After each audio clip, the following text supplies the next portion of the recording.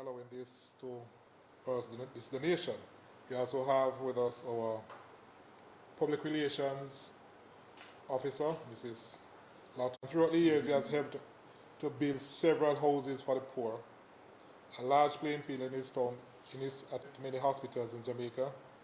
And he has also led a team of Americans and Jamaicans in building more than 14 libraries throughout Jamaica.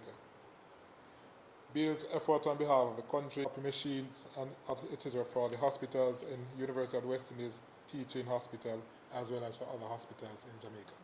So ladies and gentlemen, we are very fortunate. Mr. Russell. Members of the hospital team, members of the media, good morning. It is my pleasure to be here this morning to bring greetings on behalf of the hospital and to extend a special welcome to Mr. and Mrs. Russell, representing Mr. Tingley and the Medgill Foundation. We have long awaited this day, Mr. Russell, and I ask you to convey that to Mr. Tingley. Because just as recent as yesterday afternoon, one of my nurse managers came to me highlighting some instruments that she needs for her department, right? And this hospital, as you would be aware, serves Manchester and the wider region. We have an annual figure of approximately 25,000 persons to our A&E department. Each year we do approximately 7,000 surgeries. We deliver approximately 3,500 babies. And instruments are used in most of these procedures, right? And this is what just the figures for one hospital. And ladies and gentlemen, as you would have heard, the donation is for many hospitals. Therefore, I would like to say to yourself, representing Mr. Tinglin, and through the camera to Mr. Tinglin directly, that we are indeed appreciative of this donation. He's touching the lives of Jamaicans in a very real and significant way. And we certainly appreciate his vision, his generosity in terms of helping us in this regard. We want, as a hospital, and I know others will speak after me, but as a hospital, we really want to express our appreciation to the Medgill Foundation for this gift today. Thank you so much.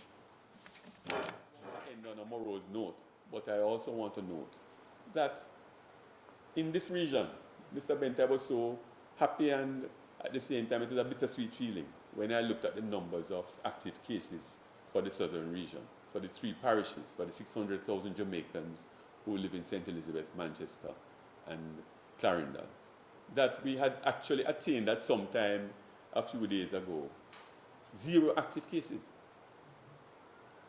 But we know that as you open up, no, it is, let me tell you, this thing never happened by accident, you know. It happened by design and hard work and diligent work. But I don't want it to go unnoticed, because as we have to open the economy, as we have to allow people to start to make a living again, there's no doubt we're going to see cases come again. And it's not, I want to say right here, it's not due to any negligence on the part of our workers. It's not due to any dereliction of duty. It is not due to any slip on our part. It is just due to the reality that we have a pandemic that in every other part of the world is showing a spike in numbers. My prayer and my hope is that even as the numbers rise and go here, it does not go beyond our management, our ability to manage them. So even though we are bone tired, because we have been at this for March, April, May, June, most of July. How many months is that? Almost 5 months. People are tired. We are human. But I pray that we find the strength to manage the numbers. I pray that will remain small as time goes forward. So let us be prepared. Let us be of good faith and courage. And let us meet this pandemic and show everyone that this little country, Jamaica, this little country punches way above its weight. And we will continue to set the pace and do the best anywhere in the world. Thank you very much. Chairman, before you sit down, we don't see them here, but we also got 50 boxes of Foley catheters. But those were in such high demand that they're being used. So I mentioned to you, thanks, Ms. Ellington. Yeah. I mentioned that the supplies are so well needed and so in demand that some of them weren't able to sit around for the photo opportunity. Right. But they are much, much appreciated. Thank you so much.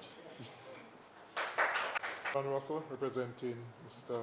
Bill Tingling, the donor, will come and give remarks.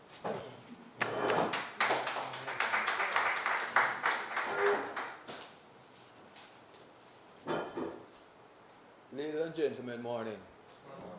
As was said before, I am Mervyn Russell and I'm representing Bill Tingling. Bill actually and MedGive organization based in New York. Also, Bill Tingling should have been here. Unfortunately, because of the COVID-19, he could not be here, along with Mr. Horace Levy, who is also a part of MedGive. Bill grew up in Betheltown, Westmoreland. He's a former classmate of mine, and he was also a student of my father, Egbert Russell, who was the principal for Betheltown Primary School. And I must state that my father, who passed away last year, was the principal of Villa Road Primary School, and Bill Tingling is giving this donation really on his behalf to the Southern Regional Health Authority, and also as a consequence to all the hospitals in Jamaica. Bill, as said before by Mr. Bent, is a philanthropist. He has given thousands of books to Jamaican libraries. He has rebuilt the Betheltown Playfield, and he has donated a large amount of crates and also medical supplies to Jamaica. He and his American partner, Mr. Horace Levy, they have built a number of libraries throughout Jamaica, and this donation is being made on his behalf. As his former classmate, I am very proud of Bill. He's a lawyer, like Mr. Wayne Chen, a lawyer. And we are also indeed grateful to Mr. Herman Levy, the president of MedGive organization, for this donation, which we hope and pray and know will be of tremendous help to this hospital and to all the hospitals in Jamaica. I think the donation is about over $15 million. And as Mrs. Barbara Ellington said, there were some other supplies that were badly needed that she had to use. So it's my pleasure, sir, to hand over these supplies.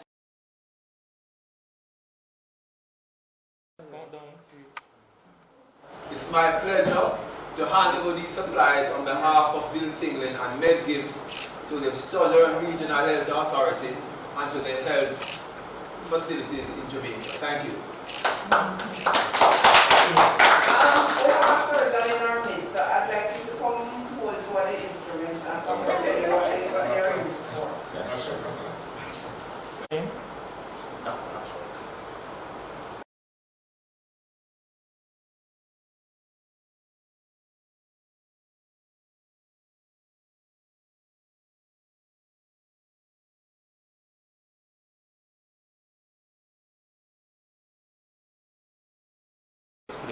What's the use of that? It's a span for process. We use it to hold the sterile span when we're cleaning the patient, and also during the surgery when we have to hold spans to retract different structures during the surgery in open surgery. Needle holder to help suturing either skin or during the surgery inside the abdominal cavity.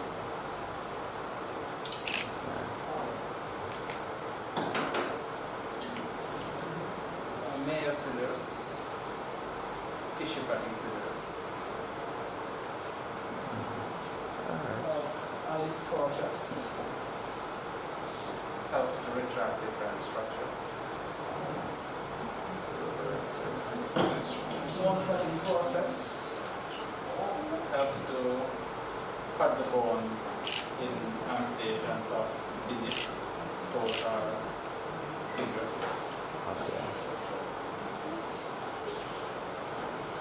hemostat process.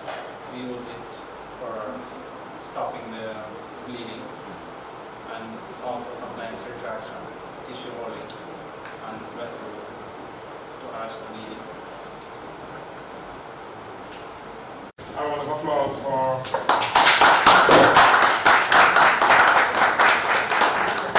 the appreciation for what is. A lot of been said,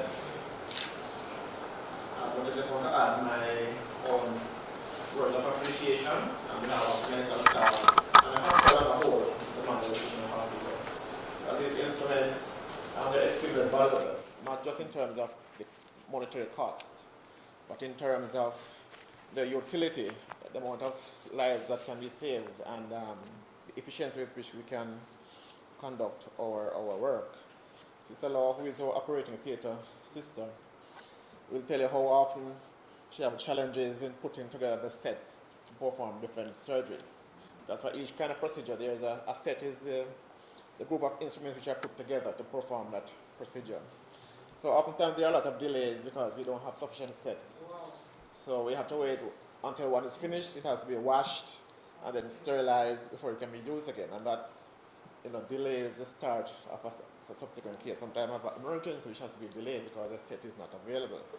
So this will allow us to put together more sets so that we can achieve greater efficiency in terms of the function in the operating theatre.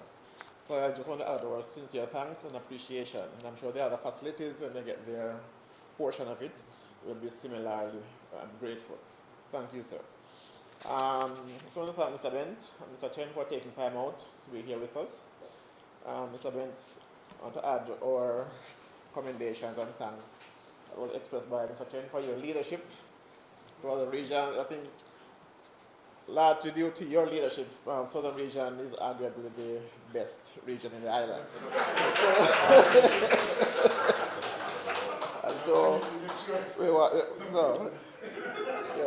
you set the tone. So even what we achieve, I mean, there's the ripple effect from top down, and we appreciate it, sir. And Mr. Chen, you also have been doing a tremendous job as chairman of the board, so we can leave you out.